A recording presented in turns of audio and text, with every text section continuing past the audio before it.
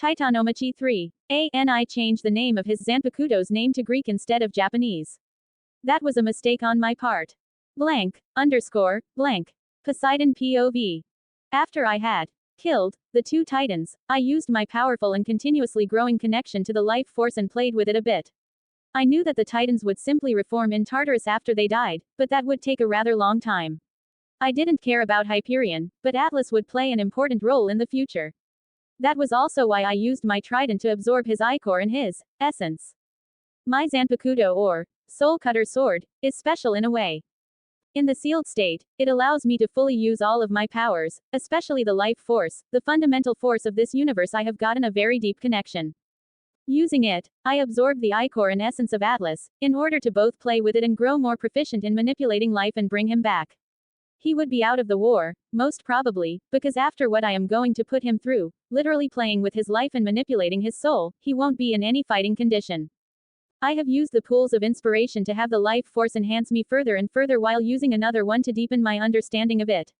The fundamental forces of the universe are very powerful if you use them right. And as my understanding passively increases, I grow more proficient in manipulating life and also gain more and more life force, or vitality. I feel my body being forced to adapt and grow along with the increased density of life force inside it. That is perfect for me. So I get to work. I take the divine soul of Atlas, which my trident has absorbed, and manipulate the life energy contained inside it. I recognize the intricacies and the secrets it contains. The topic of souls is an interesting one. And with Etsunamaya's knowledge, I already know how to create a Oceanus, but I can use more knowledge of them. Either the Soul King from Bleach, Lucius Zogratis from Black Clover, or Mahito from Jujutsu Kaisen would be a good idea. But more on that later. I can also learn from this. It takes a few hours for me to be satisfied, and after that, I control all the liquid inside the corpse of Atlas, which hasn't dissolved thanks to me, and fix him. The broken bones are only fixed minimally, and then I use the power of life force and fuse his soul back with his body. Quite a complicated process, but it does work nonetheless. Then, I wait for Atlas to wake up again. I can feel that he is alive, but he is not yet conscious. His divine titan body is slowly healing him, but there seems to be a stir inside his soul. The connection between body and soul seems to shake like a fragile tree branch. Atlas' eyes flutter open for a second and he looks at me. WWIS, go WHNO, he stutters something and then loses consciousness. Seems like he fell into a coma. Oh well, that's none of my concern. After fighting and killing Hyperion and almost killing Atlas, my name started to become more and more famous. But not just in Greece or Europe, even though this didn't exist yet, but also in other pantheons. My control over the oceans and seas was increasing constantly, and I was already more than strong enough to fight god kings easily. That was concerning to other pantheons, as some of them didn't have a god king yet. Like the Greek pantheon, the others were created at about the same time as ours was, and that meant that there were only very few, apart from the primordials, who had that type of power. There was the Hindu pantheon, which was truly powerful. There was also Amaterasu and Ra, who were very powerful, but I, as a very young god, was already in their ranks of power. My control over the domain of water, seas and ocean was higher than any other god of the seas on earth, and it was only increasing. I am certain that if it continues this way, there will be a war between pantheons, and if my guess is correct, Zeus would rather help them than stand at my side. It is to be expected. He won't be happy with the results of this war. For that reason, I will need two things. More power, as you can't ever have enough of that in this universe, and powerful supporters who were loyal to me. I already thought about the supporters and loyalists before. That was also the reason why I started to gather information about the devil fruits from One Piece. And the soul sharing, or distribution power, was also a reason for that. But I knew that soul distribution is a very dangerous thing to do here. I don't want others who have more power than I do to use this against me. Therefore, I had to come up with a solution to stop anyone from interfering with my soul. And what did I do? Obviously use the pools of inspiration. Soul immunity, immunity to soul interference and manipulation of any kind, except my own. I will improve and strengthen my soul over time, so I will need to have access and be able to manipulate it. I let this one pool do just that. Give me soul immunity against outside interference and let it be. After these years, I believe it is time for me to do what I had planned before the war.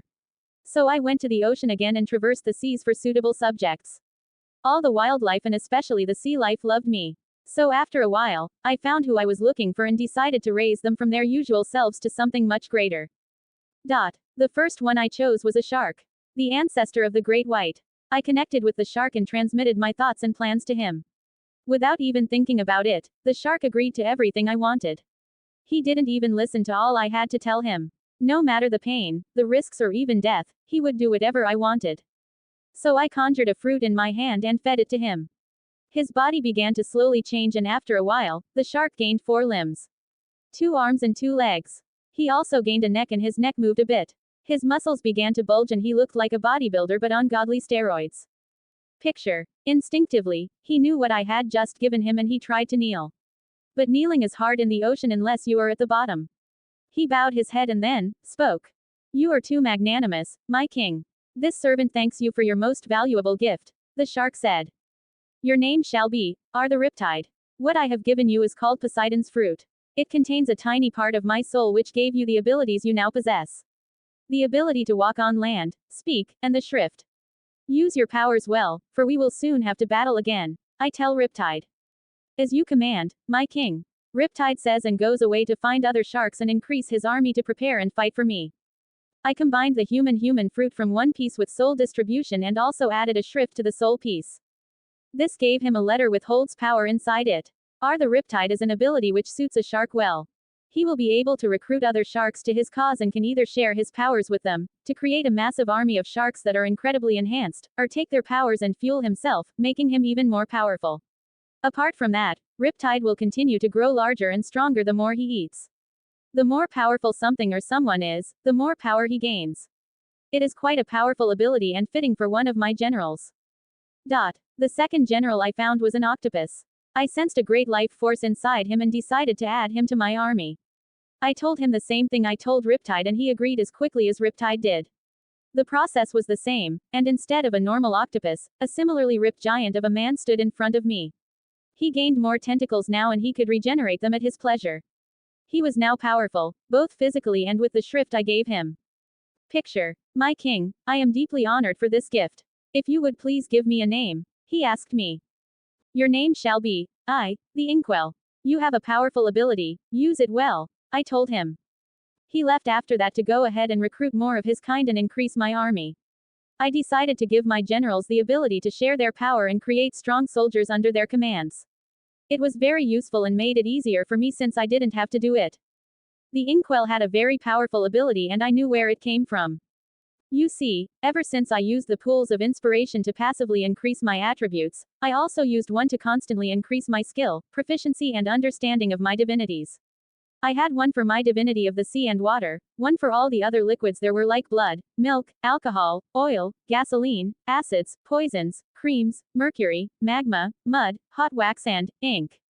Another pool focused on vibrations, earthquakes, waves and so on. Now, there was something that interested me greatly. And that was ink manipulation. I saw the true power and potential behind ink manipulation. You use ink to write. And what do you write? Letters and words of course, or you can also paint. Words. That was an incredibly powerful concept. Words held meaning and therefore words could hold power. There was one man who used this power to the extremes and that was Hephaestus. Manako Osho, or the monk who calls the true name. His power went beyond mere ink manipulation of course. He held power over linguistics. And that's what I wanted as well. It was the next step to grow stronger and step into a higher level of power in this universe. The good thing was that it was very closely connected to my divinities. Because the flow or waves were also connected to it. The way words flowed and the brush on the paper, the meaning of each word, it was closely connected. But let me come back to Inkwell. The reason he gained the power that he did, was because I was delving into the powers of Hephaestus and was already growing beyond even that. But what were Inkwell's powers? The power Inkwell held was the power of ink. Like DaoistqZxYMH, Inkwell's ink held the power to wipe away not anything physical, but spiritual. The Inkwell was the power to cover up the powers of others and render them useless. It was not the power to take away the powers, but it was rather temporary. The powers were mute, so to speak. It wasn't like Hephaestus where the name would be taken away or erased, which took away the powers for good, but a watered-down version of it. Inkwell could cover up the powers of others using his ink and make them powerless. After Inkwell, I found another candidate for a general. A jellyfish. The name I gave him was very fitting, in different ways.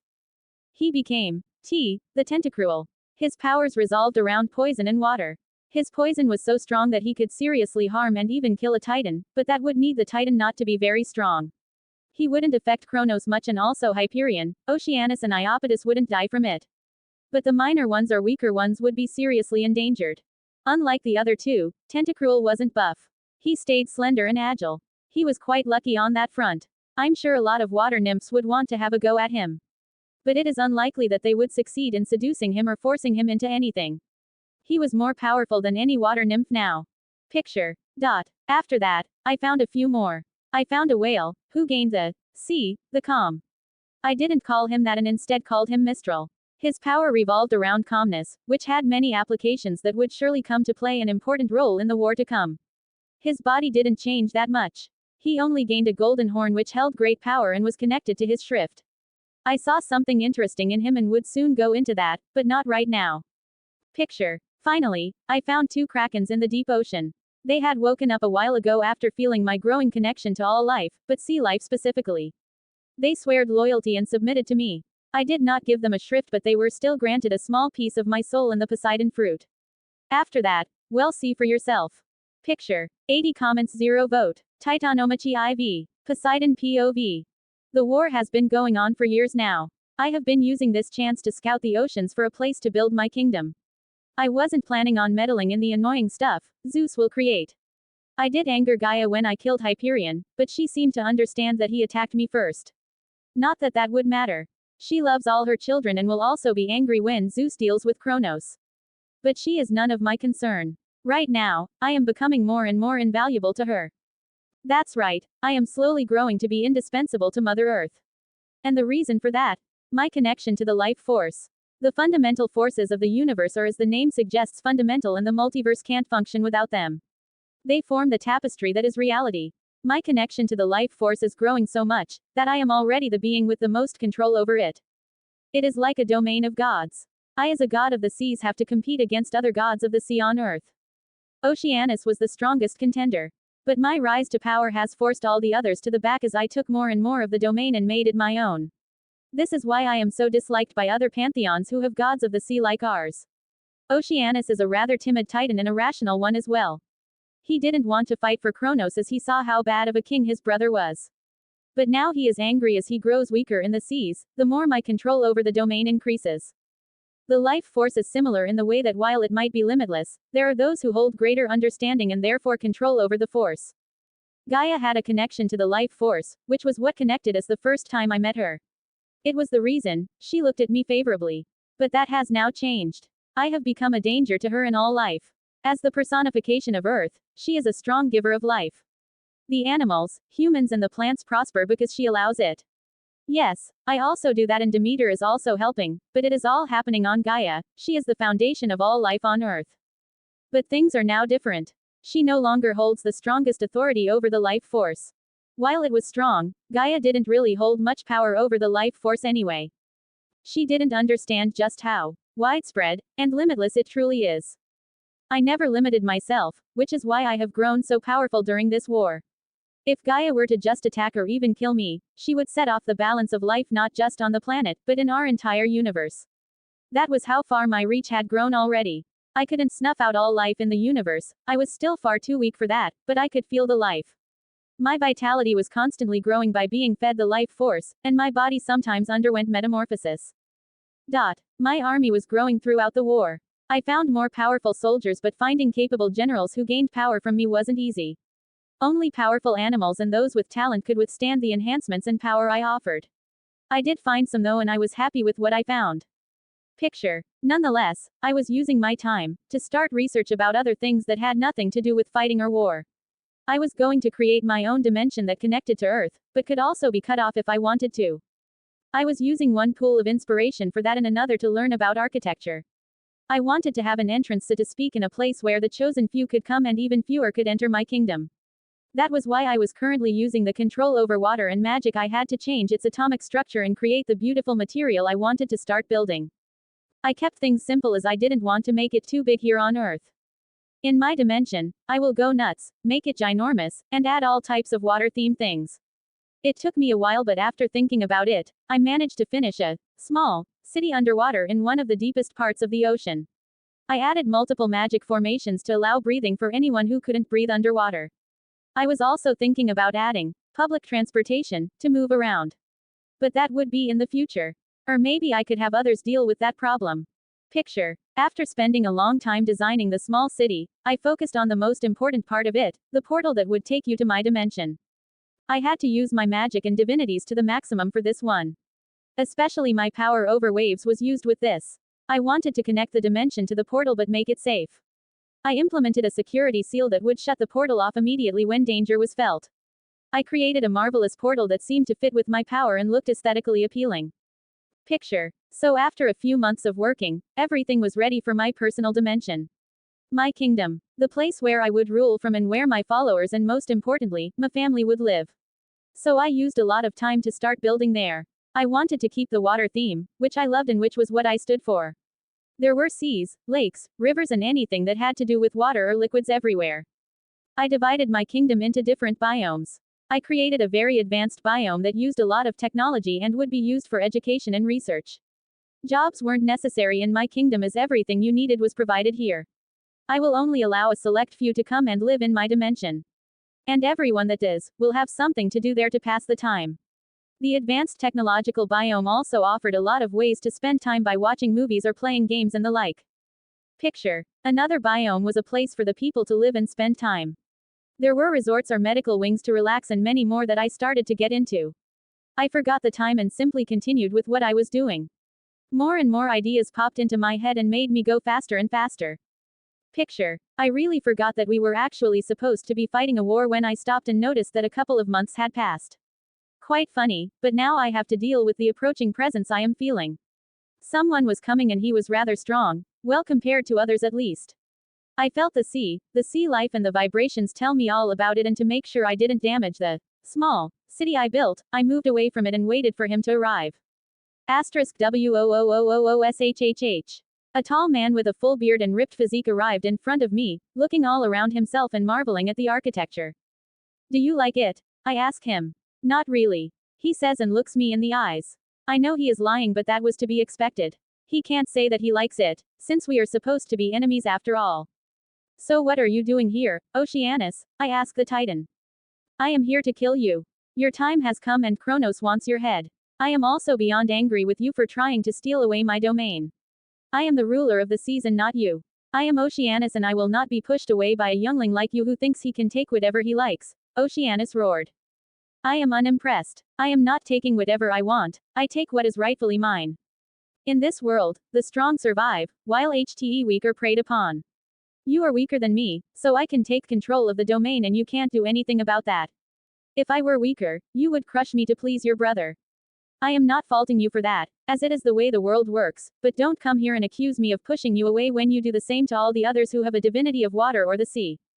You little shit, Oceanus shouts and attacks me. His fist approaches me, but my powers are very different when they are in water, compared to when I am in the desert.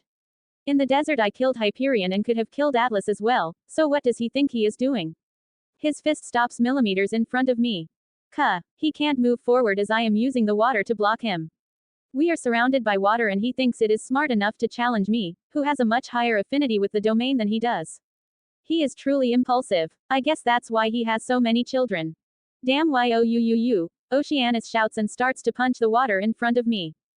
*BAAM. *BAAM. *BAAM. *BAAM. *BAAM. But the barrier of water doesn't move one bit. Seeing as he has no control over this, he uses his divinity to force himself through, making me smile. He has to use a tremendous amount of divine energy to get through the barrier I created by simply controlling the water without my divinity. *BOOOM. He finally breaks through and shoots towards me. I don't attack him and just dodge all of his attacks. This is fun to do every once in a while. I forgot that we were fighting a war and immersed myself in the dimension. But it is good to fight every once in a while. It keeps my body in top shape. I focus on Oceanus as he starts to use some of his fighters to attack me. Those are mostly his children because no sea life would dare to act against me at this point. So this is a sad story for him. But I am not emotionally attached to him as an uncle or them as my cousins that I would spare them or go easy on them. This is a war and if they enter the fight, they have to be prepared for death. Die. They yell and think that they have me. I wave my hand in front of me, letting it pass through the seawater and focusing my intent on what I want. 1,000 feeding sharks. The water transforms and from it, a giant wave manifests. Yes, it manifests underwater. The currents pick up and at the top of the wave, thousands of sharks appear, ready to swarm down and devour all my enemies.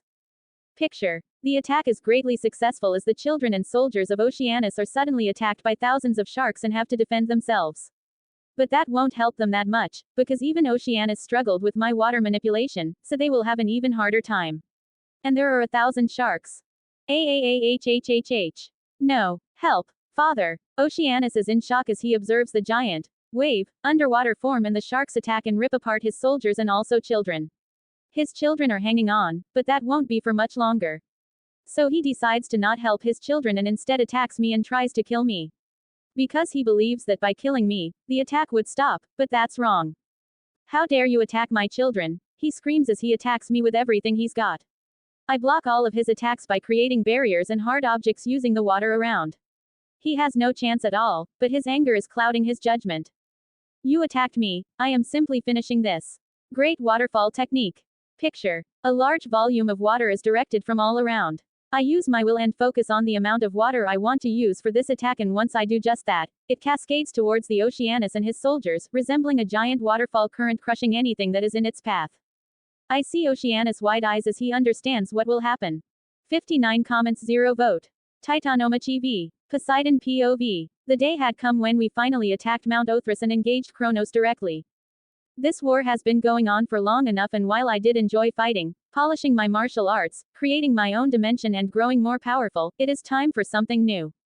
The Titans don't have anything that interests me anymore, so this is for the best. Gaia was fuming at the fact that I used my Zanpakuto or soul cutter sword to kill another one of her sons, Oceanus. That was now 2 and almost 3. Atlas has finally regained his bearings somewhat.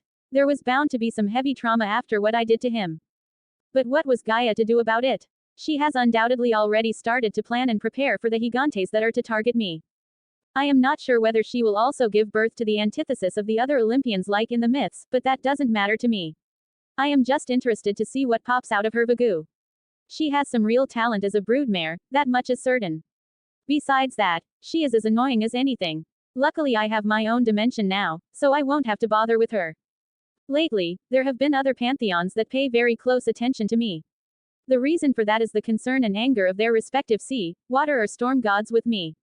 And there are many of those for some reason. For example, Susanoo, Shinto god of storms and the sea, has visited the waters of my underwater city and tried to gauge my strength by provoking me into a fight. But our pantheon is currently busy fighting the Titans, so I don't want another war right after. But I was interested to see what Susanoo had to boast about. And he was rather powerful. Susanoo and his siblings Amaterasu and Tsukuyomi are rather interested in me and my growing power. I didn't fight Susanoo though, there was no point. Why would I fight him if he has nothing to offer me? I am superior to him in every way, and while that enrages him, I can see that Amaterasu told him not to start a war right away. Amaterasu is a smart woman in that regard. She knows that if her brother fights me one-on-one, he will lose, as not even the combined might of Hyperion and Atlas could bring me down. Oceanus was embarrassingly easy to deal with, and he was even more humiliated after I used my soul cutter sword to take away everything he had. His power, domain and even his ichor were absorbed by my trident. So having her brother fight me would be unwise. But a war was possible. She could easily ally herself with the Titans and then deal with the Olympians, but she wasn't certain how the end result would be and if she would like it. After all, Cronos was a pain for all of Earth and not just Greece. Tsukuyomi was also interested in me. The moon had a close relationship with the seas, but he wasn't interested in fighting me like his brother Susanoo was. That's good, he was even weaker than Susanoo anyway. Amaterasu on the other hand is someone I am interested in fighting. She is a godhead or god queen of her pantheon and as such holds great power, making her an interesting adversary for my tastes. Another god who was interested in me and someone I was interested in as well, was Indra, king of the Hindu gods, god of weather, and bringer of rain, thunderstorms and clouds. His power dwarfed Zeus and Amaterasu respectively, making the idea of fighting him very interesting to me. But the Hindu gods didn't really care about others, and the conflict we had was not something Indra would ever interfere with. The growing control over the domain of any liquid was concerning him though, I knew as much. So there might come a time when he will do something about it. And fighting the Hindu pantheon will be hard for us, well, not for me, but for the Greek pantheon as a whole. The Hindu pantheon is so much more powerful than ours. But since I am here and will only grow further, we shall see. DaoistqZxYMH, Mexican goddess of water, lakes, rivers, seas, streams, horizontal waters, storms, and baptism. She had many divinities, while mine was simply the seas and ocean, but now also liquids as a whole. This made me that much more powerful and inconsequential, as much as she hated that fact. Now the ones who interested me though were the Aeneid, or Egyptian pantheon. Not the pantheon as a whole, but one person. There were many gods there who had some divinity over water or rivers, just like we had in the Greek pantheon. Tefnut, goddess of water, moisture, and fertility. Berthe, goddess of water and more. But the one who interested me was Ra. And that is for good reason. Ra, unlike what I thought and read about, was female here. And yes, I am aware that genders aren't fixed amongst gods, but there is an original gender that we all have and hers is female. I am reminded of a character from a Korean webtoon I read, Aeneid. The history was similar to the story I read and I thought it was funny. Set, the god of war, had killed his brother Osiris and has begun to rule Egypt. For some reason, I had gained the attention of Ra, the goddess of the sun and probably the strongest one at that, stronger than Amaterasu and stronger than Hyperion, now that he was gone. I don't know how it happened, but I can feel a gaze on me whenever I move out of the seas and follow me everywhere.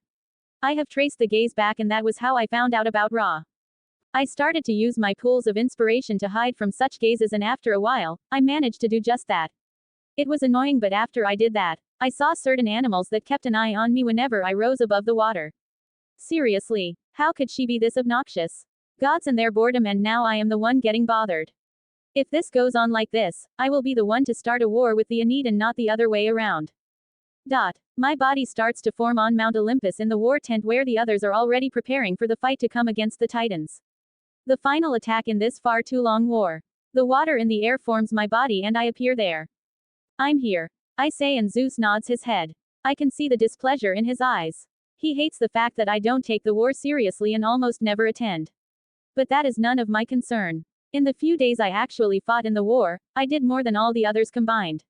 If he wanted to be remembered as the one who won the war, he should be stronger.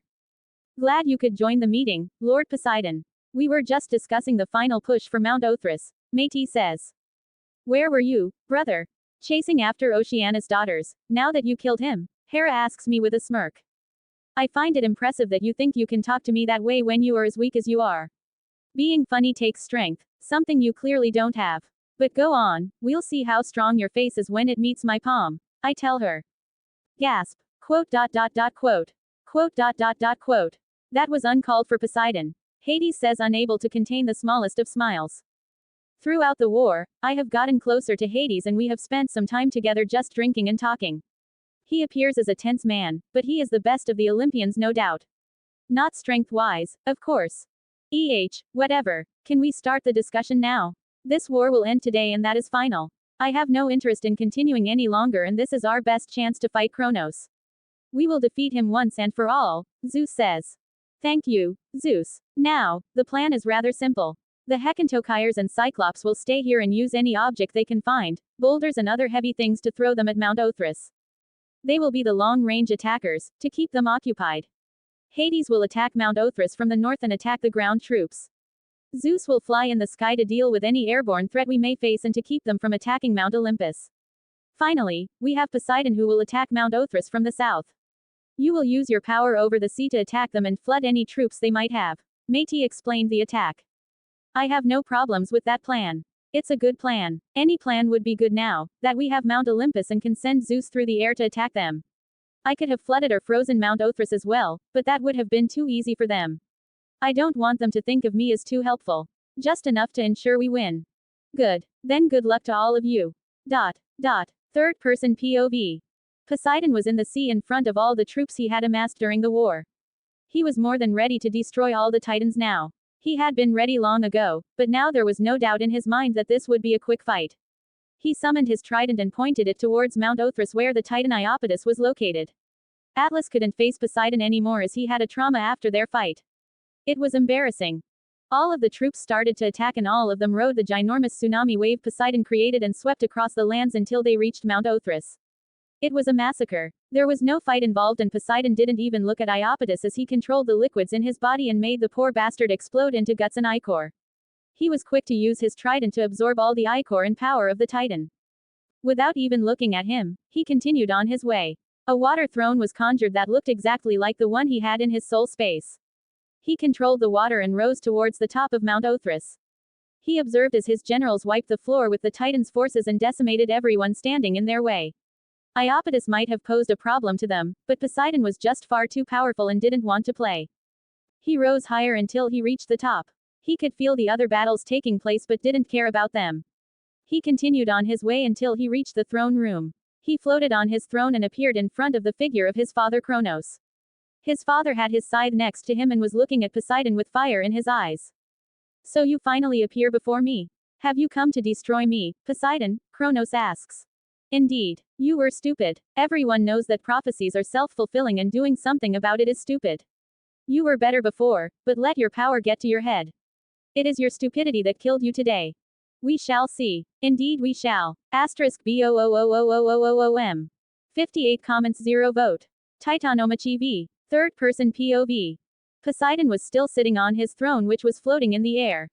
Cronos grabs his scythe and swings it towards him with his tremendous speed. Poseidon can feel the vibrations through the air and takes control over them. He absorbs them through the air and stops them, effectively stopping Cronos' momentum. But something strange happened. Instead of stopping, Cronos' scythe was suddenly right in front of Poseidon, threatening to split him in two. But Poseidon's trident appeared right in front of the scythe, stopping it from cutting him. *BOOOOOM. A strong wind blows everything away as the two weapons hit each other.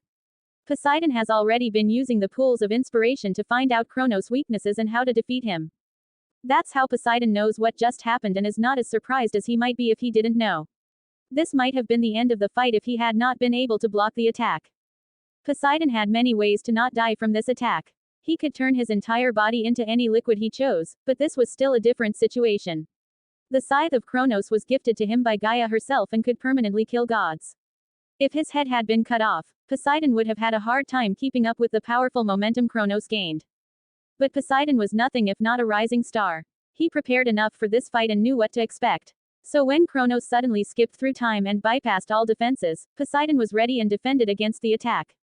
The power of Poseidon's trident is growing as Poseidon is growing. They are connected and therefore grow together. Poseidon has been using his trident in his fights to learn how to use his power and make the most of it. Cling. Bang. *BOOOOM. The trident continued to defend against Cronos' attacks, without Poseidon wielding it physically. This is the effect of Poseidon's high connection to his weapon and indirectly his soul. He can control his soul cutter sword using his will alone and doesn't even have to lift a finger.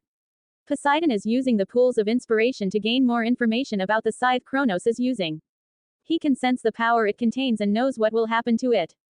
The moment his analysis is complete, Poseidon opens his eyes, which had been closed, and he smiles. But that smile immediately leaves his face, when Cronos cuts through his body and splits him in half. Your arrogance is astounding, son. I admit, I was surprised that you managed to block the first attack and could even keep up with my speed and strength, but you didn't see anything yet. I am Cronos, the Titan of Time.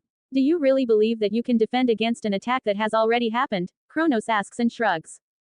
It doesn't matter anyway. You're dead now and it is your own fault for facing me alone. Are you sure about that? Poseidon asks. He raises his finger, points behind Cronos, and then his body turns into water and dissipates into the air. Impressive. I agree. It is impressive. Poseidon's voice is heard behind Cronos. *BOOOM. A fist hits Cronos in the face, but the King of Titans manages to block it with the handle of his scythe at the last moment. Cronos shoots back, surprised by the power Poseidon possesses. To stop his momentum and be out of this fight, Cronos swings his scythe and cuts into the ground, creating a crater as he slowly loses his momentum and comes to a stop. *BOOOM. Another punch from Poseidon arrives in front of Cronos, but this time it is not his fist, but a fist made out of water. Cronos scoffs at the speed of the attack. Speed is relative to Cronos as he has a divinity of time. Nothing is too fast or too slow for him. He holds control over this aspect, which is why he is unimpressed by Poseidon's attack. The figure of Cronos blurs as he raises his scythe and cuts through the fist made out of water. But that isn't the only attack coming towards him. Another fist arrives from the right, trying to hit him with a right hook. Another one from the bottom with an uppercut. A cross, a jab, another right hook. More and more attacks made out of water reach Cronos and force the Titan to use his divinity and increase his speed. His figure turns even more blurry as he swings his scythe so fast to create shockwaves in the throne room. But Poseidon is unconcerned about all of this. He has once again taken his seat on the throne and is forming more and more attacks to bother his father and push him to his limits. He wants to see how far the power of Cronos goes. Time manipulation is a very powerful thing to have, and Cronos is powerful, but it doesn't make much sense for him to hide up here when all of his loyal brothers and sisters are fighting down there and losing. His arrogance is astounding. Poseidon would never do something like that. He wouldn't bother with weak enemies either, but he would first make sure they were truly weak and not sacrifice his soldiers like lambs to the slaughter. *BOOOOM. Shing. *BOOOOM. *BOOOOM. *BOOOOM. *BOOOOM. Shing. Different objects and creations made out of water start to appear and attack Cronos. Water vines ensnare his feet to stop his movements, sharpshooters attack him from a long range, sharks, sea lions, killer whales and other predators attack and try to bite him, and still thousands of fists and tridents made out of water are fighting him as if Poseidon himself were there. Poseidon has taken his martial arts to the next level. The one he managed to reach when fighting Hyperion was no longer that impressive of what he was now capable of. Poseidon was using his own variation of water stream rock smashing fist, Poseidon style, mixed with water breathing from Kimetsu no Yaiba. Water breathing was different from the manga, it used actual water and it also didn't only use a katana. Poseidon created his own variation where he could use his trident to fight. Water style. Vibration knuckle, X100. *CCRRRRAAAAAACCCCCKKKKK. Poseidon has managed to use his martial arts with his constructs and control water and any other liquid to the point that he could even add vibrations to them and perform the vibration knuckle with it. That was beyond hard normally. To create a construct out of water, you have to keep the water stable and not have it move around independently. This is the exact opposite of the vibration knuckle, as the molecules have to vibrate and send out those vibrations to damage the opponent. To combine them both together was a monstrous task. Poseidon had to practice after he used the pool of inspiration to come up with a way to combine both things. Naturally, he mastered it, right in this fight. But the best thing is that this isn't even his final form. There's more to it still. *CCRRRRAAAAACCC. Reality seems to crack like glass as the thousands of vibration knuckles hit Cronos. But then, the world suddenly skips and all the attacks disappear from existence. Like they were never there to begin with, and what we're left with is Cronos holding a small ball in his hand. There is a cruel smirk on the Titan's lips as he throws the small dark ball of energy towards Poseidon. Poseidon breathing. 7th form. Drop ripple vibration thrust. Poseidon for the first time takes his trident into his hand and pulls it back. He knows what is coming and what this attack is and has to respond accordingly. He performs a precise, fast and accurate thrust with his trident using his own Poseidon breathing. Picture. The ball made out of time energy was meant to turn back Poseidon's time and make him weaker. Cronos knows that making Poseidon older would be as stupid as killing himself. Making Poseidon older would not decay his body as he was a god, instead, it would only make him stronger as Poseidon would age and grow more powerful with age. That is why Cronos opted to make him younger, and then have him disappear entirely. But Poseidon was prepared and used his trident, combined with his Poseidon breathing to thrust a hole through the attack. But that's not all, the power of the thrust continues after it penetrates the ball of time and reaches Cronos. But the Titan of Time has already seen this attack in the future, just in time to block it with his scythe. He is once again pushed back by the force of the attack. But this time, things are different. He can't stop his momentum the same way, and what's more, Poseidon has appeared behind him. The scythe begins to shine in a green light and power emanates from it. The force pushing him forward suddenly grows weaker at an astronomically fast pace and dissipates. He sped up time to remove the force and stop his movement. Just in time, the grinning Cronos turns around to receive the attacks coming from Poseidon. A green hue of divine light covers Cronos' body and he smirks as Poseidon's fist comes closer towards him. *BOOOM. Cronos continues to stand there. No damage can be seen on his body. Poseidon narrows his eyes and then punches again. *BOOOM. But the result is the same, nothing happens. How sad you look, Poseidon. To think that the strongest of my sons has to lose in this fashion. Embarrassing. You can't hit me because we aren't even at the same time right now. I have separated myself from your time stream using my divinity. You can't hit something that doesn't exist in your time. Cronos explains what is going on. Impressive. But success is my only option, failure's not. Poseidon says and attacks again. This time he is using his unarmed martial arts. Asterisk BOOOM. Asterisk BOOOM. Asterisk BOOOM. His fists pick up speed and Cronos simply watches him embarrass himself and grins. He likes to see this as he wants to see his son lose all hope of defeating him. Poseidon uses his martial arts and then adds something else to the mix. The peak of his martial arts has surpassed what was thought possible in this life. Poseidon took inspiration from another amazing manga to create his strongest martial arts yet. The fist, which is coated in a vibration bubble, has taken on a different color this time. It seems to be pushing something. Cronos, seeing this, only shakes his head in amusement and watches as the punch reaches his green energy. But then, recoilless, vibration knuckle, asterisk BOOOOOOM. KKAK. The punch actually connects with Cronos' face and hits him out of his separate time stream. Cronos' brain was rattled, to say the least. This attack was pure martial arts and not one speck of divinity, and yet it managed to pass through the time barrier and almost smash his head in. It was unheard of and thought to be impossible. Cronos stands back up. He turns back time on his body and makes the pain and damage disappear. Time manipulation is truly convenient. He looks at his son, who is looking at him with a completely apathetic face, devoid of any emotion. Cronos sees red. He interprets that look of his son as him looking down on Cronos. RAAAAHHH. Cronos shouts. Asterisk BOOOOOOOM. Asterisk BROOOOOM. His full power and divine energy explode out of him, pressuring all around them. The throne room and the entire mountain begin to age and decay or turn back into nothingness. But Poseidon only stands there unaffected by this display. You will pay for your arrogance, Poseidon. I will kill you and then you will grow at my feet. I will repay your mother in front of you and slowly pick apart your brothers and sisters. This is my world. Cronos shouts and attacks Poseidon with his most powerful swing yet. Sigh, how pitiful. Poseidon says and sighs. He takes his trident and points it at the approaching Cronos and for the first time says the magic words. Surge, flow and destroy Kinodontus ton Raywunt and Ygron, fang of the flowing liquids. 67 comments 0 vote. Titanomachi 7. Cronos POV. Surge, flow and destroy Kinodontus ton Raywunt and Ygron, fang of the flowing liquids. I hear his voice and then the world changes. Water and other liquids begin to flow from all around. We are inside a storm with him looking at me with his usual apathetic expression. I can still feel my power and space-time hasn't changed, but it is weird. It feels like instead of looking at the real thing, I am seeing an image, which could change at any moment. What is this? I ask confused. This is the initial release of my trident. Although you might be confused about what weapon I am really holding, the truth is far more confusing. You might think it switches between being a sword, a trident, a spear, a brush. The truth is, it is all of those things. The power of my trident is to control the flow of all things. Everything has a flow, water and other liquids, gas including breathable air, and energy such as heat, electricity and sometimes kinetic energy and light. Even the smallest of drops can eventually erode the hardest materials, and that is what will happen here. By using this power, I am giving you a great honor. So rejoice, you may see this marvel of a weapon firsthand, he says. I watch in disbelief as his weapon changes into a sword-like form and he swings it in a horizontal arc.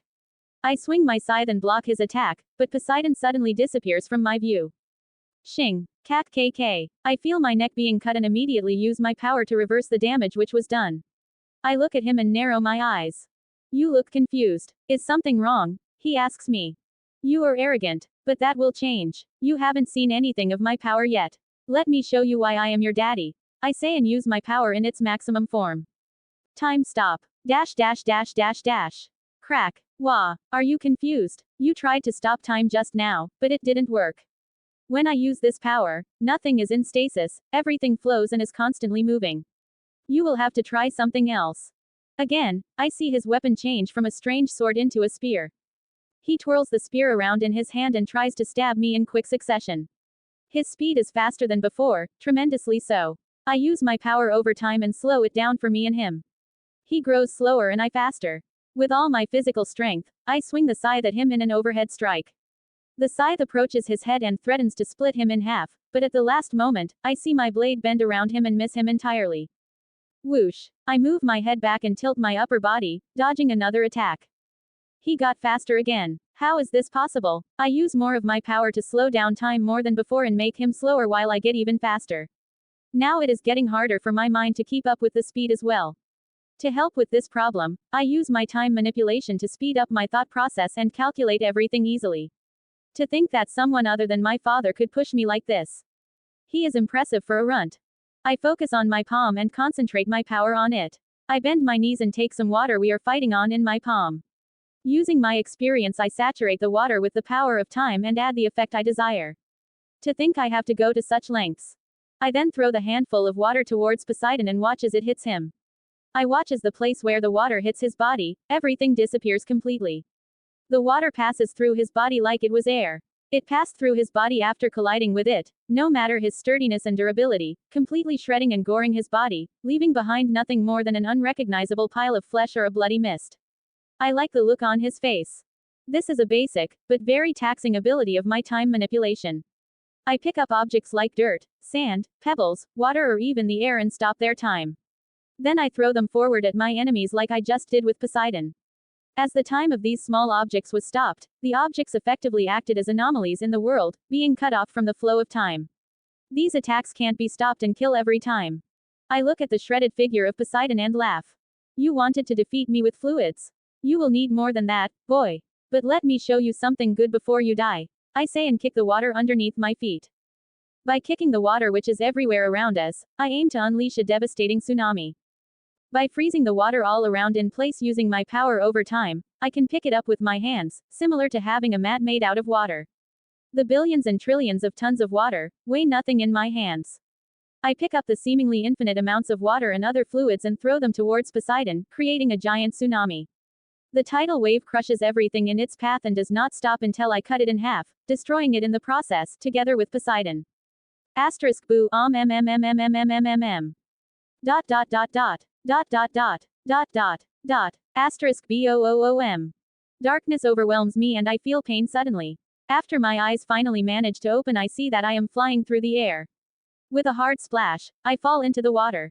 Something just punched me out of nowhere and I feel that it did a lot of damage. My face is broken and my neck is as well. If I wasn't using my power constantly, that would have defeated me just now.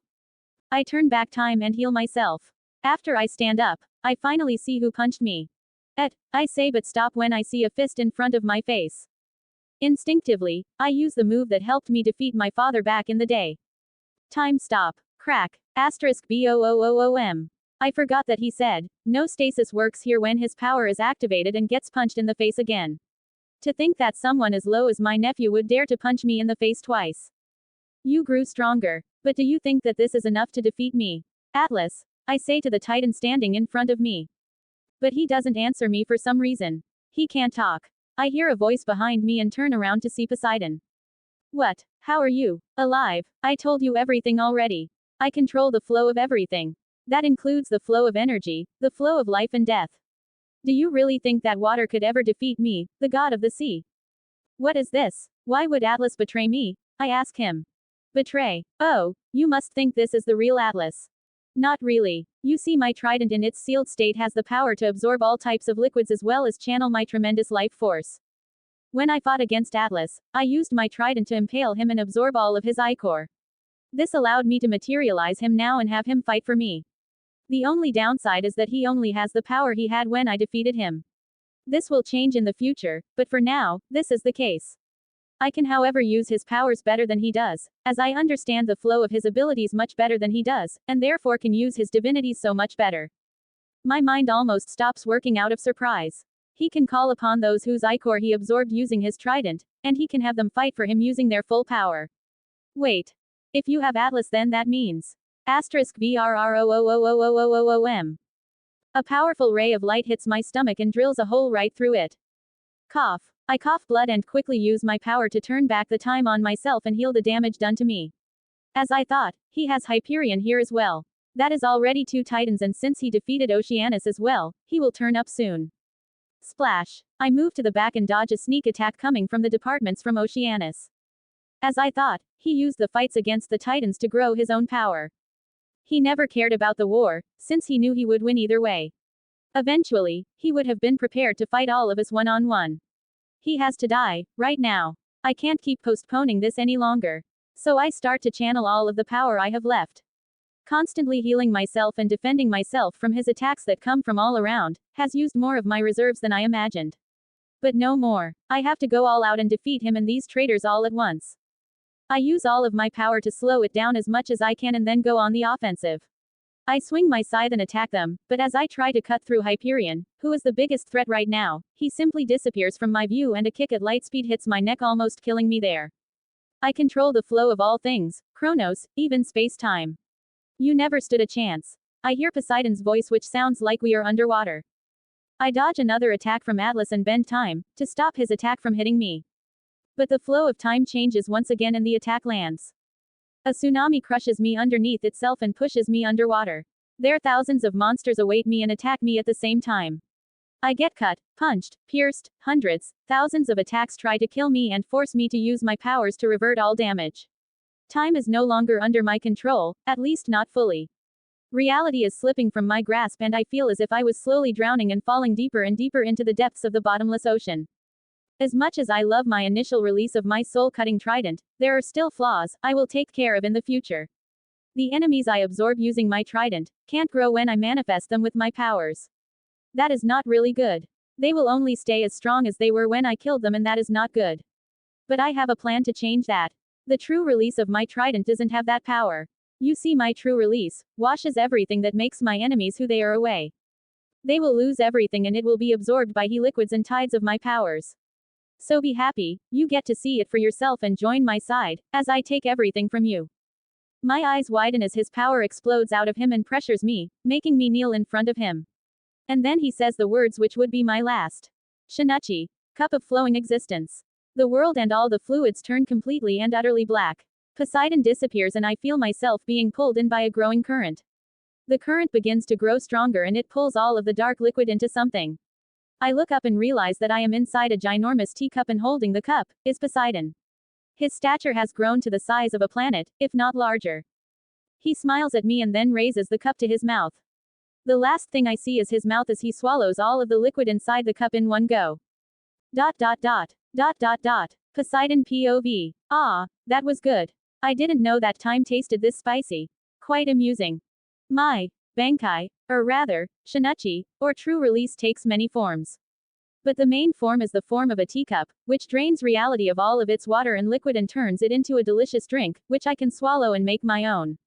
It allows me to gain the powers of those who are inside this liquid and give me everything that makes them who they are. But there is another benefit. I will for the Titan of Time to appear before me. And a moment later, Cronos stands before me. This is Cronos but formed from my power. It is the real Cronos and not just a projection of his powers, which I absorbed. This one is the real deal and serves me loyally. Apart from gaining all his powers and memories, soul and everything else, I also can have him form and fight for me. And the best part? He can grow stronger in this state. Now I only have to start my plan. The future is changing and I will have a hand in it.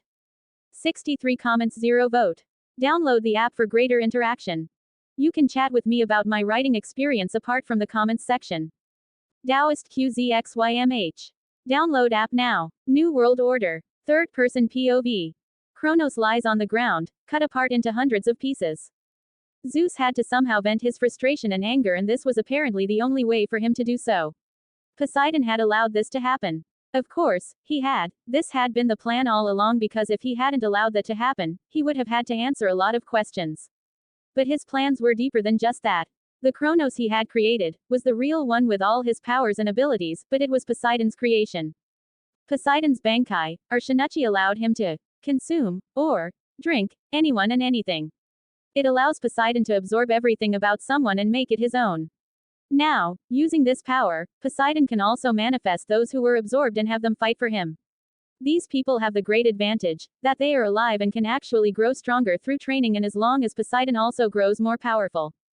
Cronos has a job to do. He knew that he would be split into hundreds of pieces and then thrown into the Tartarus. But that was something Poseidon wanted. He needed Cronos in the Tartarus so that he could then have him work from inside. The Tartarus holds an infinite number of monsters which get reborn and are free for the picking. Poseidon could use them for some things he has planned for the future. That's why Cronos will be there to help him acquire them. What now? Hades asks after Zeus got his anger and frustration out of his system. The man-child will never change, Poseidon supposes, and his anger when he found out that it was his brother who defeated Cronos proves that. Nevertheless, Poseidon doesn't care about that. Now, we decide what to do with the Titans and what to do with the open positions that opened up. He tell him. What do you mean? Well, getting rid of the Titans is impossible now that the scythe of Cronos has disappeared. Not that killing them would have been the smartest choice anyway. In fact, getting rid of them will create problems. After Orano's defeat at the hands of his children, it was the Titans who held up the sky, and now should we banish them to Tartarus, we will have to take care of that. That makes sense, somewhat at least. Then who do you think will take their place? Hades asks. Who knows? But what is certain is that Zeus has a sadistic side to him. He will most definitely want to rule our pantheon. And he will find cruel ways to deal with the Titans. You think he will be king? What about you then? Don't you want to rule as well? Hades asks Poseidon with interest. I already am a king. I have my own dimension, which has a connection to Earth and the god sphere. And you also have the underworld where you will most definitely stay. So you also think I should be banished to that disgusting place? Hades asks a bit aggressively. Why would you not? If it's disgusting now, then change it. You will be the dimension lord anyway, so you decides how it will look. And as soon as Zeus becomes king, you don't want to be on Olympus, trust me on this one. Then you will also not live on Olympus. Not a chance. I am leaving and don't want anything to do with our youngest brother. He will FCK things up and I don't want to take care of his problems. You don't have a high opinion of Zeus. How can you judge him before he even did those things? Instead of answering, Poseidon just looks at Hades for a moment. He closes his eyes and when he opens them again, he has 3 pupils in both eyes instead of just one. Picture. Because I have seen it. Just like Poseidon had predicted, or knew it would happen, the Titans were sent to Tartarus and the poor fool, Atlas was condemned to hold up the sky for eternity. After this judgment was over and Zeus could satiate his bloodlust and ego, Mount Othrys was destroyed by him. He wanted to destroy everything his father stood for and so he would not accept a memory of him. Now it is time for us to choose our next ruler. As the destroyer of Mount Othrys and the one who ended the war against the Titans, I vote for Zeus to be our next ruler and the king of Olympus. It was Métis who said that. Ever the clever woman, she managed to tell the truth and still make it seem like it was Zeus who won the war on his own. Not many knew what happened to Cronos, and from the words of Métis, one could come to the conclusion that it was Zeus who killed him. Poseidon was looking at the happenings with a smile on his face. He was amused by this scene. If he was weaker, or more petty, he would have said something. Had he been interested in ruling the Greek pantheon, he might have done that, but he didn't. He had no interest in dealing with their problems in the future. I vote for Poseidon to be king since it was he who defeated Cronos and allowed us to win this war once and for all. Murmur. Poseidon looked to the man standing on his right. It was Hades who spoke surprisingly. Hades, who preferred to stay hidden and in the background, spoke up for his brother. What are you doing, Hades? The fact that you see such problems coming is enough for me to try and steer the other way. I have no interest in submitting to the faults of my brother. I vote for Hades to be king, as he is the oldest among us brothers and has the most talent in keeping calm. He also has the rare and mythical ability called common sense, so he would be the best choice. This time it was Poseidon who spoke with a smile on his face.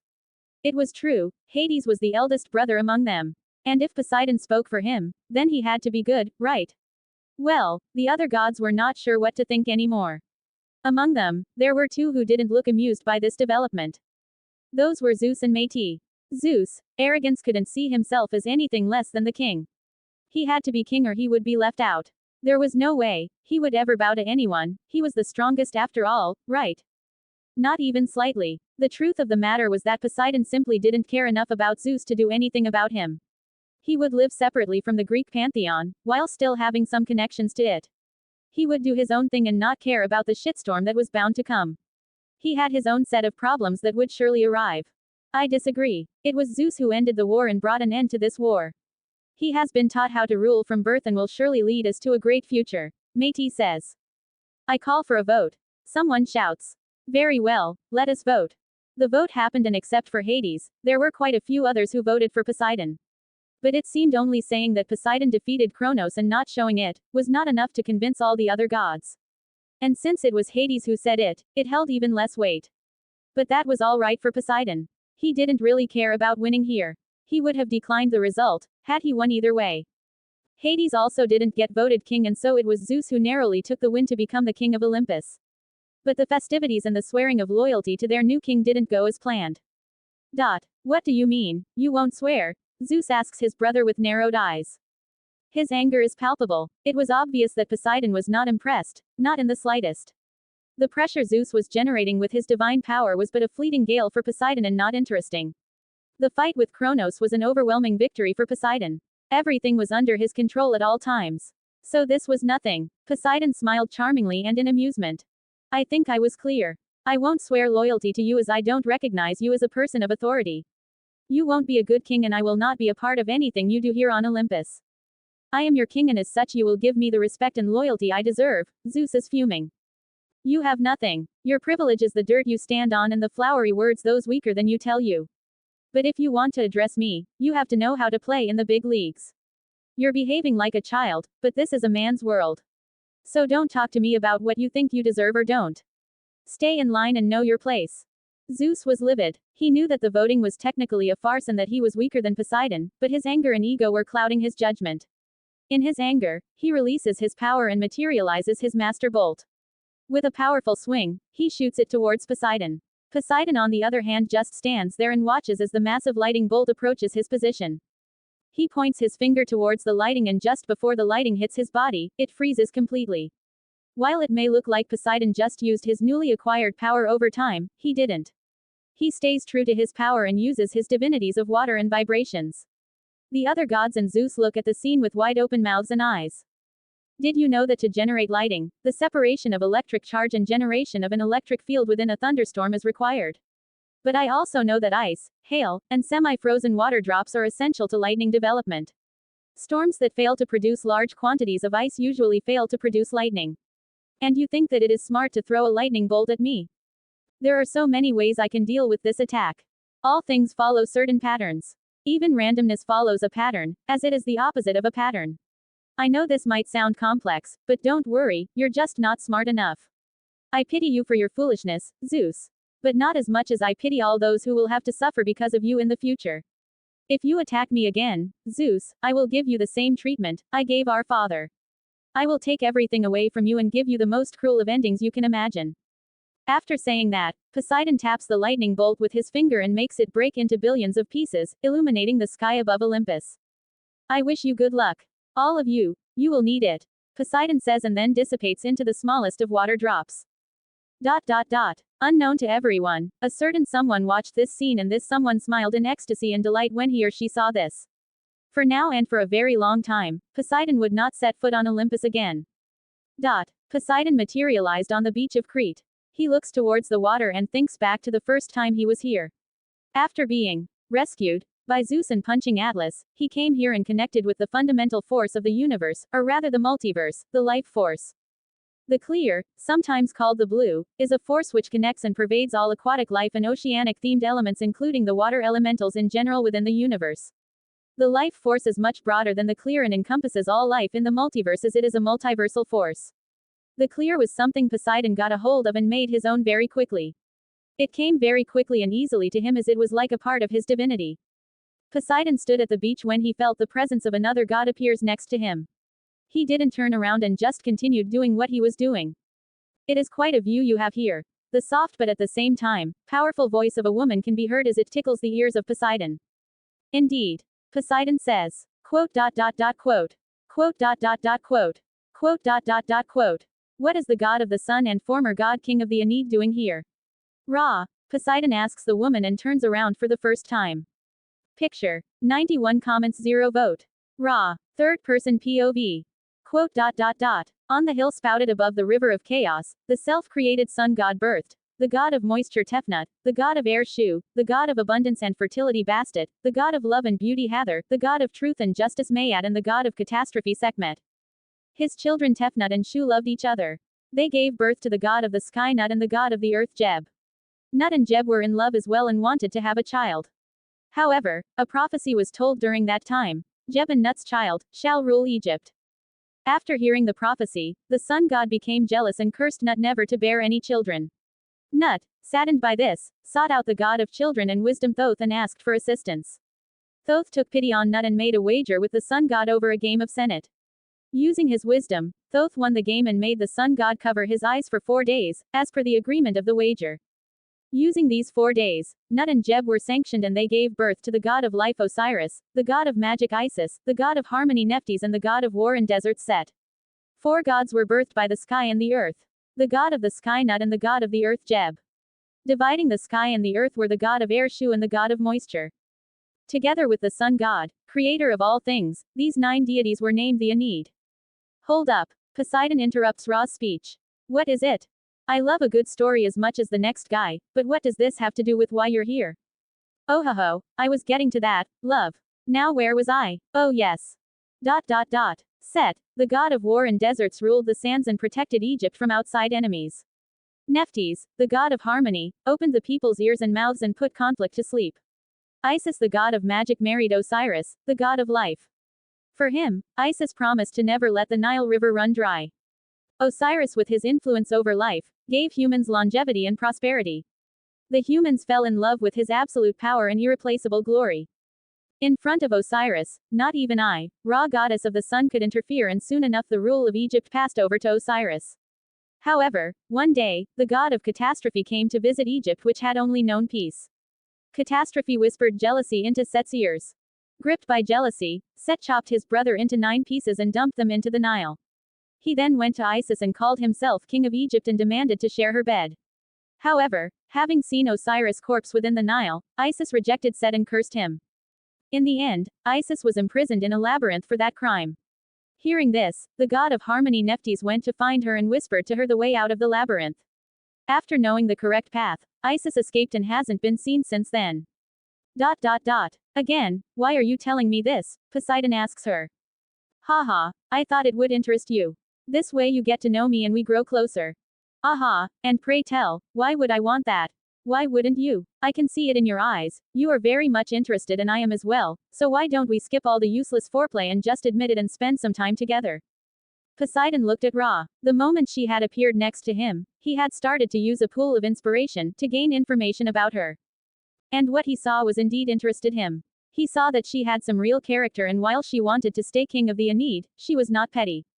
Like most gods, she was rather bored, but she didn't go and have intercourse with anything she saw. She didn't have any intercourse at all, for that matter. She carries her emotions on her face and likes to laugh over what the other gods get up to. She's very wily, and jokingly attempts to tease out confessions from others.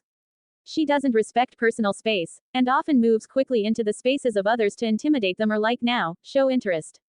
All in all, Poseidon was interested, that much was true. A small smile appeared on his face, and shortly after a similar smile appeared on Ra's face. Hey, very well. Since I got to know something about you, I guess it is only fair that you get to know something about me. I was born. I already know that. You do. Well, then how about my fight against? Already know that as well. Really? Then what don't you know? I know almost everything. The only thing I don't know is what you did when you worked on your trident. Like many others, it used to be a divine weapon, but after you did something, it changed and became something else entirely. It has the same feeling to it as you do. So what is it? Ra asks, very interested. Now, that's just an invasion of privacy. My trident is a soul cutter weapon. It is basically a representation of my soul in the form of a weapon. That's it. Truly magnificent. Say, could you create one for me as well? Why would I do that? We don't know each other nearly long enough to present our souls to one another. Oh, but you would do it then, after we know each other for longer. Who knows? Now, I am going since I want to visit my kingdom. It was nice to meet you, Ra.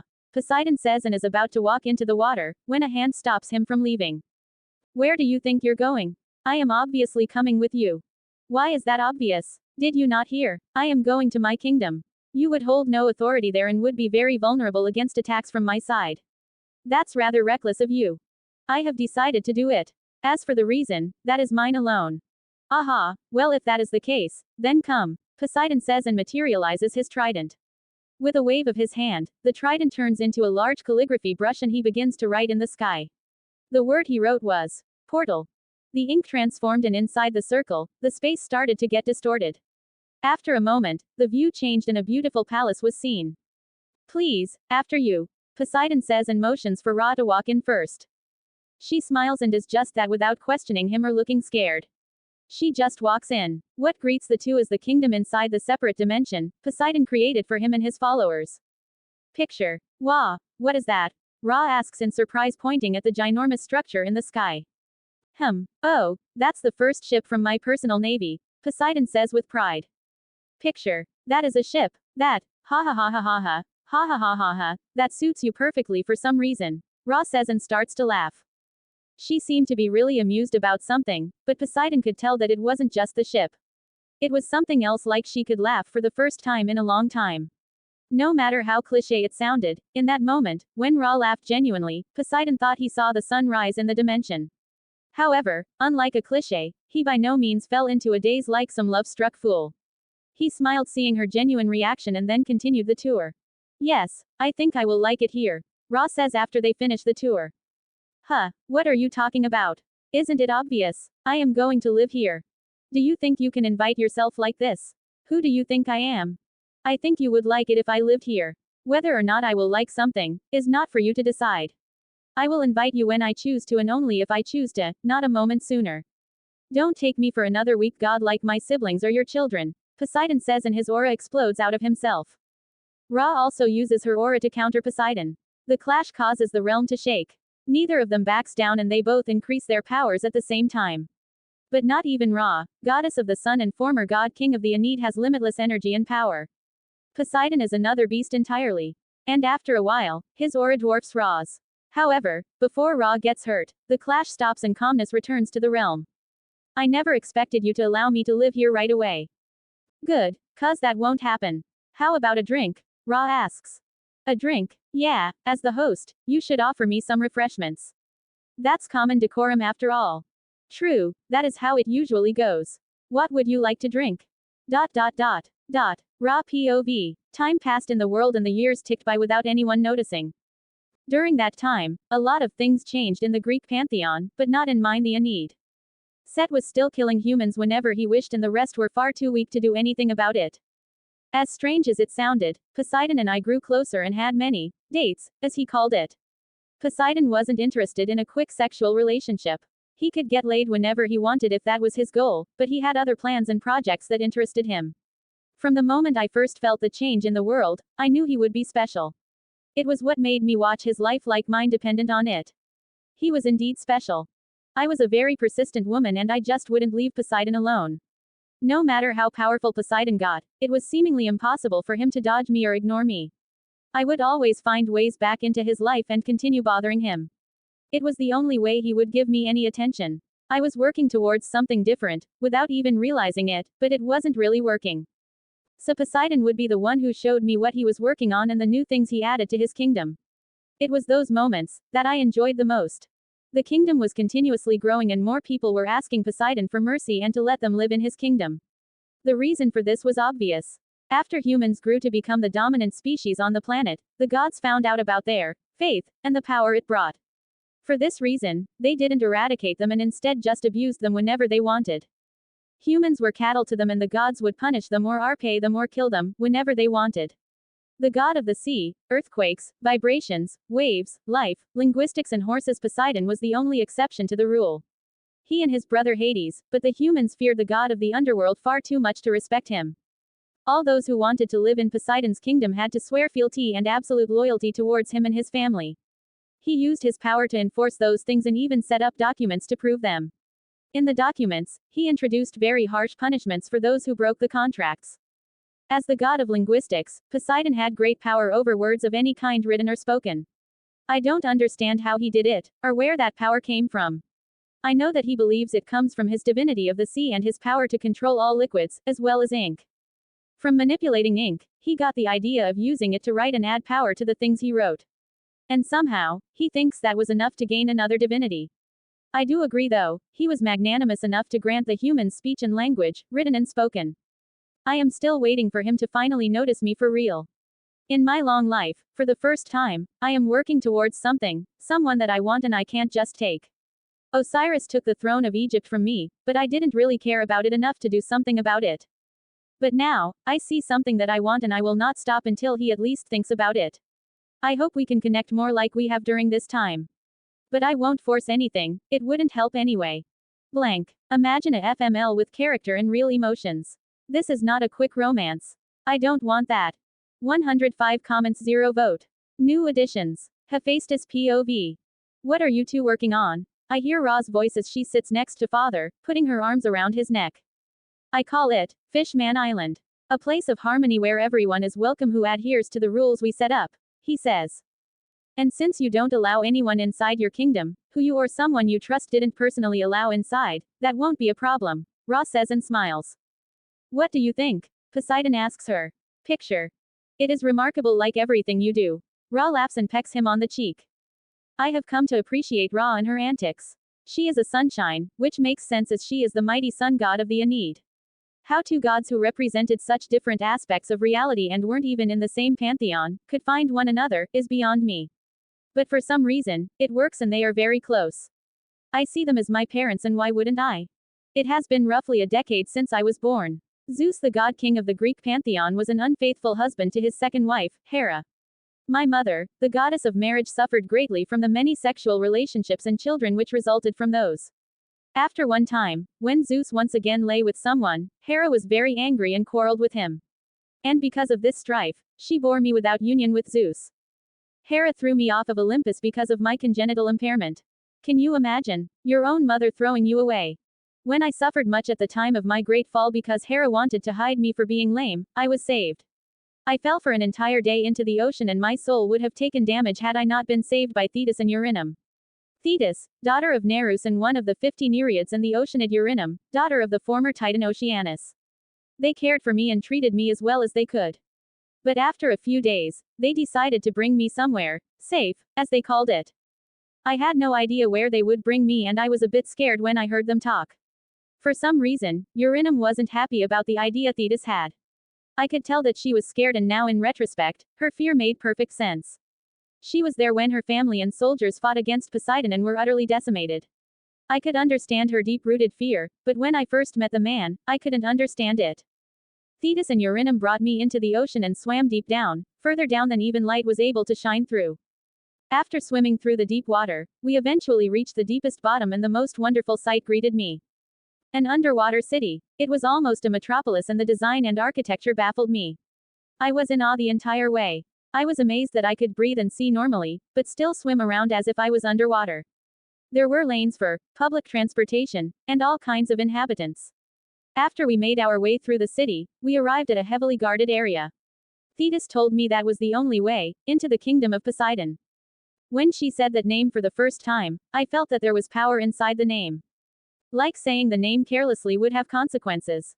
I asked Thetis and Eurynome about it and they confirmed my suspicion. Only those worthy of it can say his name and still keep their voice. Unworthy would either lose their voice or get punished more severely. The reason why Eurynome didn't say his name was that she was scared. As a daughter of Oceanus, a former enemy of Poseidon, she didn't dare see if she was worthy. She also didn't live in the kingdom of Poseidon and only resided in the city of Hydropolis. The guards who protected the portal were some of the most powerful I have ever seen. To this day, I don't think I can defeat them without my most powerful tools, and even then, I am uncertain of the outcome. I found out later that the guards can grow stronger as well as long as they train. It was thanks to Poseidon that they had this ability. After testing Thetis with a device, I still don't know how it functions, we were both led inside. And what I saw. It blew my young god's mind. I malfunctioned for a moment and even Thetis was surprised at the changes in the short time she wasn't there. First, Thetis brought me to one of her apartments. It was a very lovely complex of rooms she could design herself after a template which was provided by Poseidon himself. Picture. Thetis told me back then that there were billions of templates to choose from. And she went with that one. After getting a better dress and getting me special clothes as well, we were finally off to see the infamous Poseidon, whom I had heard so much about. I couldn't help but wonder at the extravagant dress Thetis wore, but she just said that it wasn't enough and she hoped she could still look somewhat presentable. We moved to an official building that had many officials inside it who handled most things concerning the organization of the kingdom. I was surprised to see all forms of creatures there, not just nymphs or nereids. There were animals, beasts and even minor gods, who worked. Gods. Yeah, that is nothing unusual in this kingdom. If you live here, you are also working. It doesn't matter what you are working on, it could be anything. Flashback. Yes. How may I help you? The woman at the desk asked Thetis as we approached. We would like an audience with His Majesty, Poseidon, Thetis says. After she drops the P word, it is like she cursed the most terrible word in existence and everyone looks at her. Now I am interested in that reaction. Is the King Poseidon a terrible person? Should I be afraid now? Did Thetis trick me? Will I get hurt again? And the reason for such a request? The woman asks. Tell him that his nephew is here to see him. It is of utmost importance, but only if he can make the time, Thetis says. Naturally. Let me have a look. That's strange. The woman says. What's wrong? Thetis asks. It looks like you are already expected. What? Are you? I see. Very well, so what should we do now? The best course of action is to take the royal train and meet the representative of the king there. Everything else will be discussed then, and I have no information about it. Understood. Come, Hephaestus, this way. Thetis tells me, and we are led to a vehicle that doesn't apparently is called a train. I don't know why it has that name since it doesn't look like a train, and I should know, as crafts are my thing. It looks like a strange ship, but elegant. Picture. Thetis and Hephaestus, is that right? A man asks us after we enter the ship. Yes. Please, this way. He says and leads us to a special room, with a marvelous view. If you would like, this is our restaurant. Usually, the royal envoys dine here, so the food is remarkable. If you prefer to rest now, that is also possible, the man tells us. Thetis looks unsure about what to do and looks at me. I must have a hopeful look on my face, as I have never had any food except the seafood Thetis and Uranum gave me. So this is new for me. Sigh. Very well. The ride was the best thing that has ever happened to me. The food was so good, I almost cried, and everyone was so nice to me and Thetis. Everyone seemed to be happy about their lives here, and I couldn't help but hope for the best. Thetis and Hephaestus, I hope you had a nice stay with us. We have arrived at the official palace of His Majesty. The view is remarkable, if you would like to have a look. The man returns and informs us. We walk on the balcony and look outside. He is right, the view is unbelievable. Picture. How can the ship move up the waterfalls? I ask. Whatever our king does, works without fail. His power is higher than we can imagine. So we stopped asking how things work. Thetis answers. She is in awe as well, I can tell. She was never here, it would seem. Something within me is urging me to find out how things are created. After a short while, we arrive and are led to a grand hall, where we wait for an official of Poseidon to arrive. Oh, visitors. How nice. We hear the feminine voice of someone and look up. One of the most beautiful women I have ever seen stands there, more beautiful than mother. She has brown skin and a sensual body. Every move of her screams elegance and power. She reminds me of the rising sun for some reason. The woman arrives in front of us, in her beautiful blue dress, and looks me in the eyes. Picture. Now who do we have here? She smiles. Flashback end. That was the first time I met Ra. She is very playful, especially with Poseidon. While he is a very charismatic man, Poseidon is more of a quiet and powerful observer, at least that's what it appears. Unlike other gods, he is very active and is doing something most of the time. He spends a lot of time with Ra, and while I have no idea what their relationship is exactly, they are most likely in love. But I could be wrong about that. I met Poseidon sometime after Ra. She was the one to introduce us. He smiled when he saw me, like Ra did as well. They didn't care about my appearance or the limb, they saw me for who I was and accepted me. Poseidon took me in and taught me almost everything I know. He is my father and Ra my mother, in all but name, and I will be thankful for them both my entire existence. I was given more and more responsibility. Our newest project, Fishman Island, introduces a home for the new race Poseidon created, the fish people. Fishmen and fishwomen. And it has turned out amazing. Father's imagination seems boundless, and he likes to add themes to everything he does. And until now, not one thing has the same theme as another. He is so creative, and I hope to one day be as creative as he is. Picture. So do we have a house here? Ra asks playfully. Why would you need a house here as well? Aren't the other mansions enough for you? Father answers her just as playfully. Pooh, you know I am a flexible woman in need of change. Come on, show me. Haha, alright, I might have created a home for us to live in. Poseidon smiles. Aha, I knew it. So Poseidon and I spent hours showing off what we had created. It was mostly Poseidon's work, but he told Ra that I was also involved in the process. Ra saw right through Poseidon, she always did, but that wasn't a problem for him. He wasn't like other gods I had come to learn about, who felt threatened whenever someone was better or smarter than they were in an area. He wasn't petty at all and enjoyed Ra's antics. He once told me that every victory of hers was also one of his. Despite not being clear about their relationship, they have to love each other, right? I don't know. Our enjoyable time is interrupted, however, as a messenger arrives. My king, a message has arrived. Hermes. Yes, my king. He claims to have news for you from his father, Zeus. Should we send him away? No. Teleport him to the throne room. We will await him there and add the security seals to him before you send him there, Poseidon says. As you command. Oh, are you going to meet someone in the throne room again finally? No, we will. What do you mean? Come, I'll show you, Poseidon says. He grabs her hand and they disappear from Fishman Island, leaving me alone here. I should find someone as well. 94 comments 0 vote. Humanity's peril. Poseidon POV. Over the course of my life and this century, I have continued to use my pool of inspirations to their fullest. I am not arrogant to think that now, as the Greeks' most powerful god, I am something special. After the Titanomachy, I was not even at a primordial level in power. I was a bit of a special case though, since I had used 2 of my pools of inspiration to increase the quality and quantity of my divine energy. So while my power output wasn't as great as a primordial's, my energy levels and quality were already up there. My connection with the fundamental force of life, the life force, grew constantly thanks to another pool of inspiration. I was glad that I could use them passively, as it would have robbed me of a lot of my free time. I had projects to do and people to meet. There was no time for me to isolate myself and train. Besides, there was another thorn in my side that would have never allowed me to isolate myself. To call her a thorn is wrong of course, but she was always there since the day I first met her. I knew that she used to value her former power as God King, but for some reason, she didn't care anymore. Without noticing, I found myself enjoying her company and over the years, even needing her presence. Not in a simp kinda way. More in a way you need the sun to rise after a good night's rest. You would live without it no problem, but it is just more enjoyable with it. After realizing her intentions and understanding my feelings, I allowed myself to let go of my reservations somewhat. Just so much, that some trust could be built. And I haven't regretted it in the slightest. She was indeed the heat to my cool. While we aren't officially married yet, we are as close as can be. Soon, I will make a move, but I still have time. At least that's what I believe.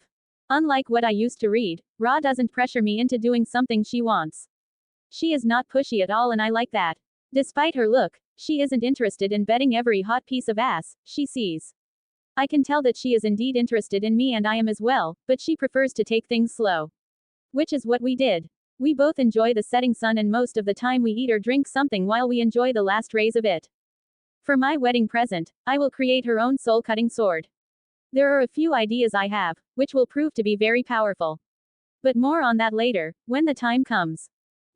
Apart from the life force and my divine energy, I use the pools of inspiration also to gain the powers and abilities of other characters I knew about. All of them had something to do with my divinities. I hadn't really invested much time in developing my ice powers. The ice aspect of my divinity was neglected somewhat during my time in the Titanomachy and I wanted to change that. So I used the pools to gain the abilities and powers of 2 very powerful ice users. Toshiro Hitsugaya. Picture. And Rukia Kuchiki. Picture. But I of course took things to another level and improved upon everything until I was satisfied.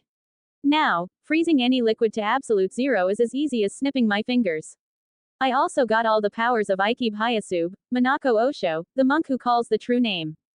Picture. I was able to advance my divinity further and reach into a completely new one, the divinity of linguistics thanks to that. Finally, I used the pools of inspiration to gain the abilities of another person. I knew this character from another story called Legend of the Northern Blade.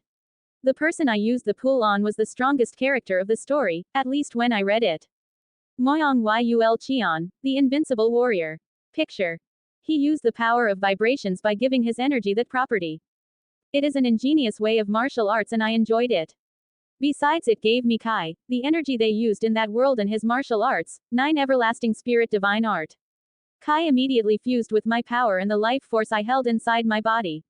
The biggest change that happened was that my power and divine energy were now completely separate from the faith of others. I will continue to grow with faith, but as it fades, it won't make me weaker anymore. Yeah, that happened.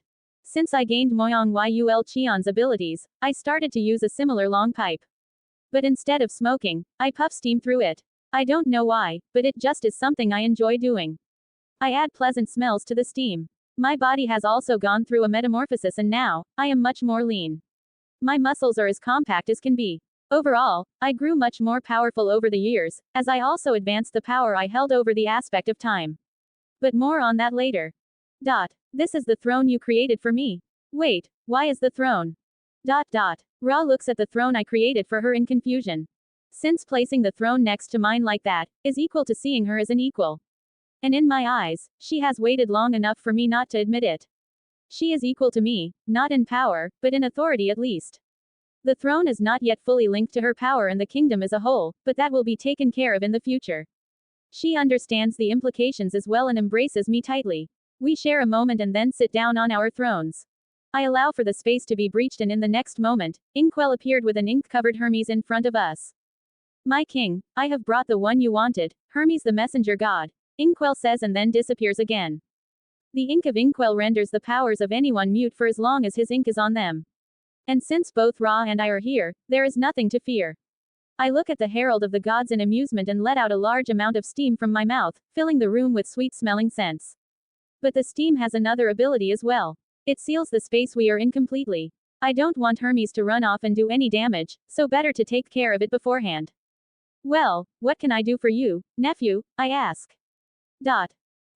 Hermes POV. Well, what can I do for you, nephew? I hear Poseidon ask. He looks at me with that apathetic look that I have known since the first meeting we had. He has never shown another expression, at least to me. Aunt Hestia told me once that Poseidon used to smile and care for his siblings, and for some he still does. Hades is very close to Poseidon, according to Aunt Hestia at least, while Zeus has fallen from Poseidon's good graces. Nothing is connecting father with Poseidon anymore, except their blood. I make sure not to mention Poseidon when I am in father's presence. This task I have been given now, to speak to my uncle, was hard for Zeus. I think he ordered me to do this because he likes to order Uncle Poseidon around. I am old enough to know that it won't work though. Uncle, I come bringing the god king of the Olympians, Zeus' message. He has, well. Go on, Hermes. Tell me what the zapper told you. Well, he has asked for you to come to Olympus for an important business, I managed to say. Ask. Zeus has asked for me to come. Yes, that's right. Is that so? Well then, I guess since he asked, I can decline. Good talk, nephew, and thanks for coming. You may leave. Poseidon says and waves his hand. I can feel his power about to shoot me away and try to run away before it can hit me. The task I got from father was clear, but I couldn't do that if he threw me out at this moment.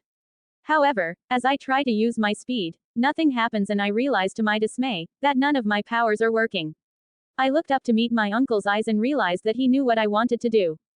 I begin to sweat and can't stop under his gaze. It feels like a mountain is on my shoulders. I admit that he didn't say, asked, but ordered. However, I knew that you would never come if I said that, so I changed it slightly. And how can I believe any of your messages if you change them slightly? So why don't you tell me honestly what is going on and why I am ordered to arrive on Olympus, he asks me. Gulp. As you wish. It all started with Prometheus some time ago. Zeus realized something of great importance to the gods. He understood that we grow more powerful, the more humans believe in us. Their faith makes us grow more powerful, and this is something my father, Zeus, wanted to take advantage of. So to do that, he asked Prometheus to create more and make them prosper just enough to give us gods more power. Prometheus succeeded in doing that. But then things took a turn for the worse. As it happened, Prometheus took a liking to the humans and started to love them. He helped them more than he was supposed to and even asked Zeus for more things to make them proper. Zeus agreed to most things, but then, Prometheus asked for the humans to have fire, to keep them warm and cook their meals. That was too much and Zeus disagreed. No matter what Prometheus said, father didn't budge on this matter. Prometheus wasn't happy with that and knew that without fire, humans would have a very hard time. So he went to Olympus and stole some of our fire. Zeus was furious. He was so furious that he decided to punish Prometheus. Prometheus is to have his liver eaten by an eagle every single day, only to have the liver regrown and then be eaten again the next. For a time, Zeus watched the humans and saw that they had potential. He took a liking to them at first.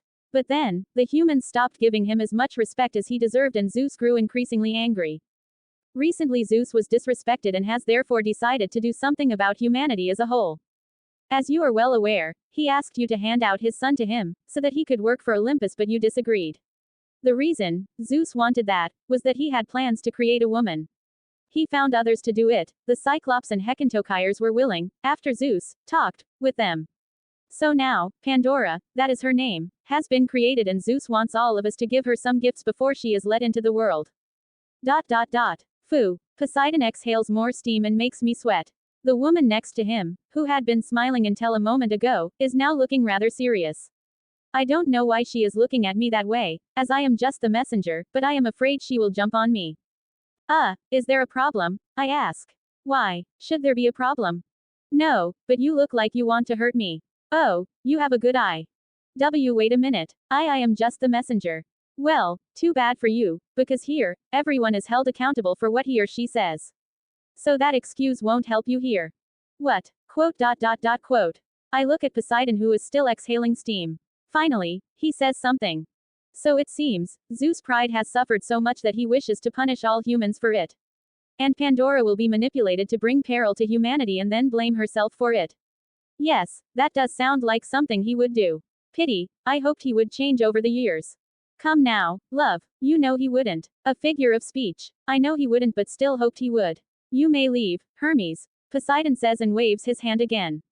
I feel the immeasurable pressure push me away and I arrive outside of the portal again.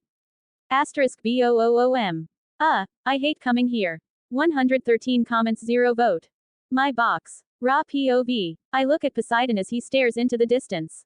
I can tell that he is unhappy with the situation, but over the years he has gotten into the god mentality. Nothing much phases him anymore and he prefers to think about everything and not act hasty. It is surprising to me, that to this day, so many gods act on impulse and feelings despite being immortal and living forever. But he is different. He has started to smoke, or rather to steam, as he likes to call it. At first, I thought it was ridiculous until he smiled at me like he does when he finds out a secret or knows more than I do. A smile I came to love. After he realized how I felt about it, he added scents and special effects to the steam. Now his steam is less dense when he is around me and has the sweetest smells. He also added special effects to the steam, like it being able to lift one's spirit or calm one's mind. I know he has more ideas on how to use it, and I do too, but it was too soon. Now things are looking different. He created a throne for me, next to his. That is equivalent to proposing and I couldn't believe what I was seeing. Again he had that smile on his face. I almost devoured him right there but managed to stop myself using all my willpower. The messenger god was ejected from the kingdom and now Poseidon is thinking about the situation. He is not thinking about whether or not to go to Olympus, he is far too powerful for that. He isn't really part of that pantheon anymore. But he still has a close relationship with Hades and Hestia. I find it marvelous how he can look so apathetic but have so much charisma that he manages to befriend Hades, who is a god of the dead and underworld. I am certain that despite his words, he would also have a closer relationship with Zeus and especially Hera, but they don't allow it and are jealous. And despite his charisma, Poseidon is still a powerful god and naturally has his pride. He wouldn't allow anyone to walk over him. Finally, I see the light in his eyes. He has decided. You decided what you want to do? I ask him. I did. And it involves you. He smiles at me. What did you plan this time? I believe it is time for the world to know who my woman is, he says. Is that so? So you are finally committing? What are you talking about? You know exactly what I'm talking about. That mind bitch of a niece you have has the hots for you ever since she saw you the first time, I say casually. I try not to sound jealous, as that is not attractive and doesn't suit a former god king like I am. But he sees right through me. You mean Athena? Come now, you know that she is merely interested in our large library and the knowledge it contains. I know you aren't that dense, Poseidon. And if you are, then let me tell you. As a woman, I can tell that she is eyeing you badly. No matter what nonsense she is spouting about being a virgin goddess, she would jump at you the first chance she gets. And I believe you know that, which is why you want to take me with you. I smile at the end.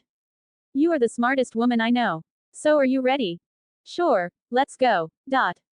Pandora POV. Darkness, that's all I know from before I opened my eyes for the first time. My father, Zeus, is amazing.